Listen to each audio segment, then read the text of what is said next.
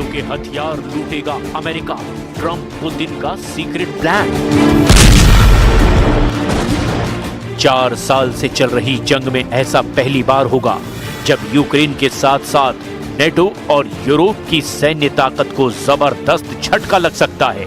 राष्ट्रपति ट्रंप के इरादे नेटो और यूक्रेन की सैन्य ताकत और क्षमता को लेकर बेहद नकारात्मक हैं, या यूं कहें कि बेहद खतरनाक इरादे हैं। खबर पर यकीन करना मुश्किल है, लेकिन ऐसा लगता है कि ट्रंप अब पुतिन को जहां एक तरफ यूक्रेन युद्ध का विजेता बनाने जा रहे हैं, तो वहीं दूसरी तरफ ट्रंप नेटो और यूरोप की सैन्य ताकत पर पूरी तरह से कब्जा करना चाहते हैं। ये कोई हवाई खबर नहीं, बल्कि ब्रिटेन के प्रमुख दैनिक अखबार द गार्डियन ने पुख्ता सूत्रों के हवाले से खबर छापी है। हम आपको पूरी खबर फुल डिटेल के साथ बताएंगे और साथ ही साथ ये भी बताएंगे कि क्यों साल 2027 तक अमेरिका नेटो और यूरोप की सैन्य ताकत को शून्य कर देना चाहता है।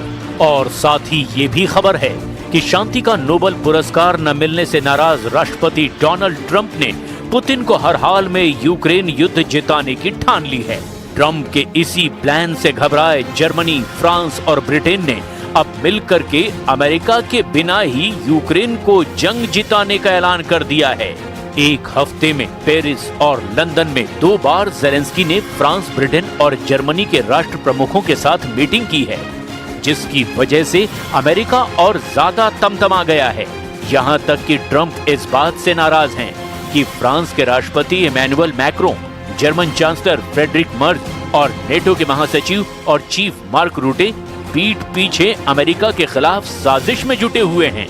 इन राष्ट्र प्रमुखों की लीक हुई कॉल में सभी इस बात पर चेतावनी दे रहे हैं कि अमेरिका यूक्रेन को जंग में धोखा दे रहा है। और इसके बाद से अमेरिका ने नेटो और यूरोप के सैन्य ताकत पर कब्जा करने का मन बना लिया है। लेकिन ये सब कैसे? इसकी शुरुआत करते हैं उस खबर से। नेटो के हथियार छीनेगा अमेरिका, 5 सूत्रों का ब्रिटिश मीडिया पर दावा। शुरुआत उस खबर से जिसकी वजह से 32 देशों वाले नेटो की 35 लाख सैन्य क्षमता वाली सेना पर अमेरिका 2027 तक पूरी तरह से कब्जा करना चाहता है। अगर ऐसा हुआ तो यूक्रेन की तरह रूस, यूरोप और नेटो के कई देशों पर हमला कर सकता है या फिर कई इलाकों पर कब्जा कर सकता है। इस खबर की जड़ तक पहुंचने से पहले ये जान लीजिए कि रूस यूक्रेन युद्ध में कैसे यूरोप और नेटो देश रूस के खिलाफ 38,21,000 करोड़ रुपए यूक्रेन को दे चुके हैं, लेकिन उसके बावजूद यूक्रेन रूस को जंग नहीं हरा पाया है। सबसे पहले ब्रिटेन के अखबार द गार्डियन में छपी उस खबर को जान लीजिए जिसकी वजह से यूरोप से लेकर अमेरिका तक कोहराम मचा हुआ है। ब्रिटिश मीडिया के दावों के मुताबिक अमेरिका चाहता है कि 2027 तक यूरोप नेटो की अधिकांश रक्षा क्षमताओं पर कब्जा कर ले। रॉयटर्स की रिपोर्ट के मुताबिक पेंटागन के अधिकारियों ने इस हफ्ते वॉशिंगटन में राजनयिकों को बताया कि अमेरिका चाहता है कि 2027 तक यूरोप नेटो की अधिकांश पारंपरिक रक्षा क्षमताओं, चाहे वो खुफिया जानकारी हो या फिर मिसाइल पावर हो, सभी पर अमेरिका कब्जा कर ले। रिपोर्ट से जुड़े 5 सूत्रों ने दावा किया, जिसमें एक अमेरिकी अधिकारी भी शामिल है। खबरों के मुताबिक वॉशिंगटन में नेटो नीति की निगरानी करने को लेकर पेंटागन के अधिकारियों ने कई यूरोपीय अधिकारियों के साथ बैठक की है। पेंटागन के अधिकारियों ने संकेत दिया है कि 2022 में रूस के द्वारा यूक्रेन पर किए गए व्यापक आक्रमण के बाद से यूरोप ने अपनी रक्षा क्षमताओं को बढ़ाने में जो प्रगति की है, उससे वॉशिंगटन अभी संतुष्ट नहीं है। सूत्रों के अनुसार अमेरिकी अधिकारियों ने अपने समकक्षों से कहा कि अगर यूरोप 2027 की समय सीमा को पूरा नहीं करता तो अमेरिका कुछ नेटो के बड़े सैन्य अभ्यास और तैयारियों में भाग लेना पूरी तरह से बंद कर देगा। एक अमेरिकी अधिकारी का दावा है कि कैपिटल हिल के कुछ अधिकारी यूरोपीय लोगों को दिए गए पेंटागन के संदेश को अच्छी तरह से जान चुके हैं। दावों के मुताबिक अमेरिका नेटो और यूरोप को खुफिया जानकारी, निगरानी, द्रोही ISR मिसाइल प्रणाली, वायु रक्षा और सेना की मूवमेंट और आदेशों पर पूरी तरह से कंट्रोल कर लेना चाहता है। निहत्था होगा नेटो, अमेरिका की 70% पावर।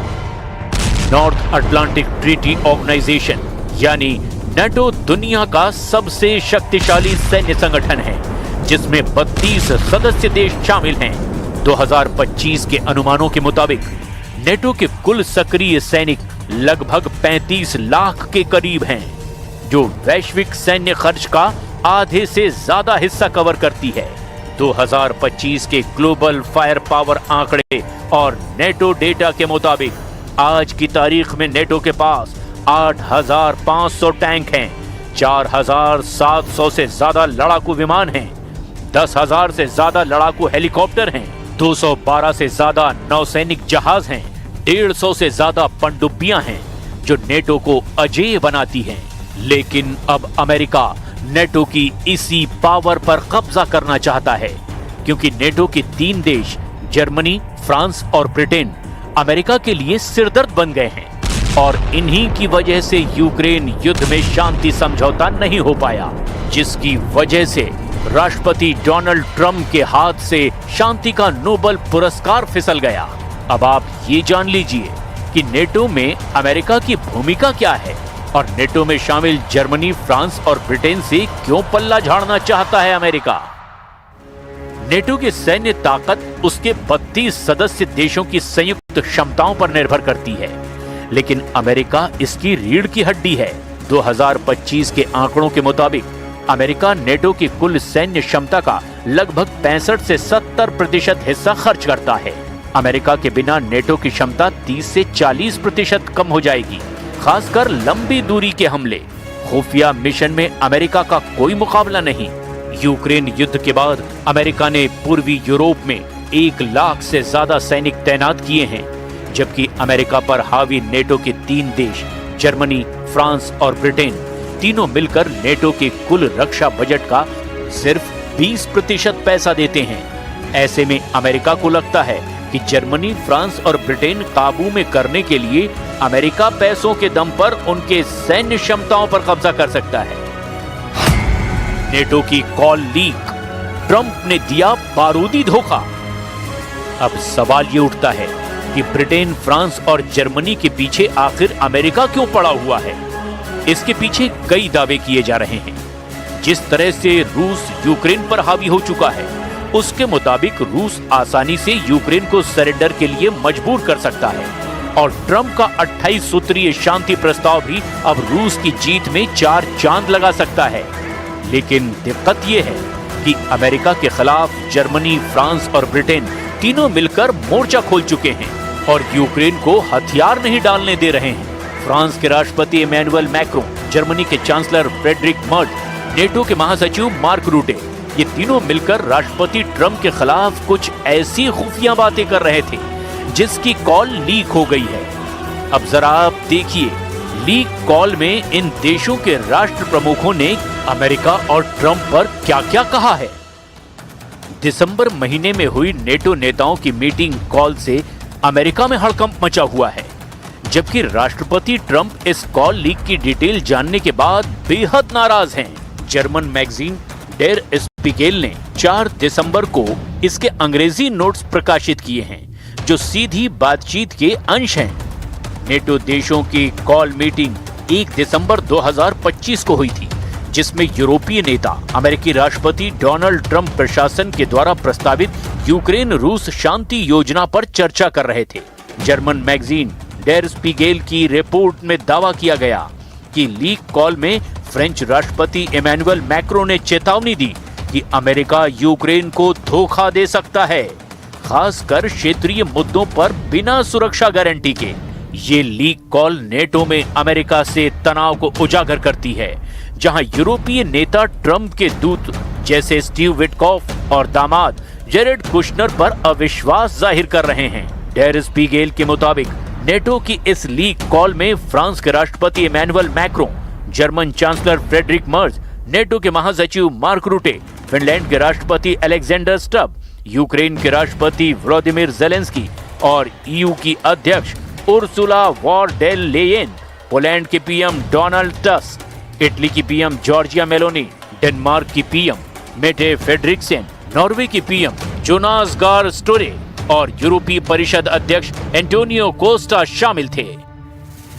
फ्रांस के इमैनुअल मैक्रों ने कहा, अमेरिका क्षेत्रीय मुद्दों पर यूक्रेन को धोखा दे सकता है बिना सुरक्षित गारंटी के स्पष्टता के। जेलेंस्की के लिए बड़ा खतरा है। इमैनुअल मैक्रों ने ट्रंप की योजना को रूस समर्थक बताया।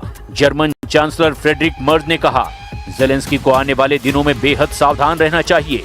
ट्रंप के अमेरिकी दूत विटकॉफ और कुशनर आप और हमारे साथ खेल खेल रहे हैं। फिनलैंड के राष्ट्रपति अलेक्जेंडर स्टब ने कहा, हम यूक्रेन और व्लादिमीर को इन लोगों के साथ अकेला नहीं छोड़ सकते।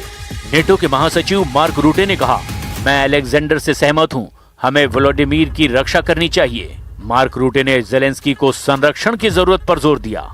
अमेरिका, राष्ट्रपति ट्रंप और ट्रंप के विशेष दूत स्टीव विटकॉफ और शांति वार्ता में शामिल ट्रंप के दामाद कुशनर के खिलाफ नेटो के नेताओं के लीक कॉल में जमकर जहर उगला गया, जो अब अमेरिका के सामने एक्सपोज हो चुका है। और यही वजह है कि अब अमेरिका नेटो और यूरोपीय देशों को सबक सिखाने की कोशिश में जुट गया है, जिसका सीधा फायदा रूस और राष्ट्रपति पुतिन को होगा, जबकि सबसे भयानक नुकसान जेलेंस्की और यूक्रेन को जंग में होने जा रहा है। He'll have to like it, and if he doesn't like it, then they should just keep fighting, I guess. लेकिन 38,21,000 करोड़ रुपए के हथियार लेने के बावजूद यूक्रेन रूस को हरा नहीं पाया है, बल्कि रूस ने उल्टा यूक्रेन को ही बुरी तरह से रौंद डाला है। अब ऐसे हालात में अगर अमेरिका यूरोप और नेटो के हथियारों पर अपना कंट्रोल कर लेगा तो यूक्रेन को जंग कौन जिताएगा? कुल मिलाकर पुतिन की जीत तय है। अब देखना यह है कि अमेरिका के खिलाफ फ्रांस, ब्रिटेन, जर्मनी जैसे यूरोपीय और नेटो देश किस हद तक आगे जाते हैं।